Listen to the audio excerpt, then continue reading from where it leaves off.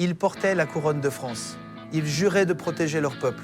Mais certains rois ont vendu le pays, abandonné leurs alliés ou sacrifié la France pour sauver leur propre pouvoir. Voici les 5 rois de France qui ont le plus trahi leur peuple. Abonne-toi à Zamanix France pour découvrir les autres parties et les secrets les plus choquants de l'histoire de France. Numéro 5, Henri III.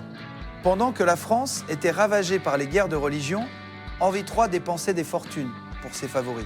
Le royaume sombrait dans le chaos, tandis que la cour continuait de vivre dans le luxe. Numéro 4, Louis XV. Sous son règne, la dette explose et le peuple souffre. Sa phrase devenue célèbre résume tout. « Par après moi, le déluge », comme s'il savait que la catastrophe approchait, sans rien faire. Numéro 3, Jean II le Bon. Capturé par les Anglais en 1356, lors de la bataille de Poitiers, il signe le traité de Bretigny, un accord qui cède une immense partie du territoire français à l'Angleterre. Tout cela pour retrouver sa liberté. Numéro 2, Charles VII. Jeanne d'Arc lui permet de devenir roi. Mais lorsqu'elle est capturée par les Anglais, il ne fait presque rien pour la sauver. La femme qui lui a offert la couronne est abandonnée à son sort.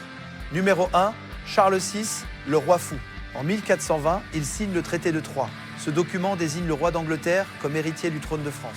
Autrement dit, il livre son royaume à l'ennemi. Ces hommes portaient la couronne, mais ils n'en portaient pas toujours l'honneur. Lequel vous choque le plus? Dites-le en commentaire pour découvrir d'autres histoires incroyables sur la France. Ici, c'est juste de l'histoire, mais c'est de l'histoire juste. Abonne-toi.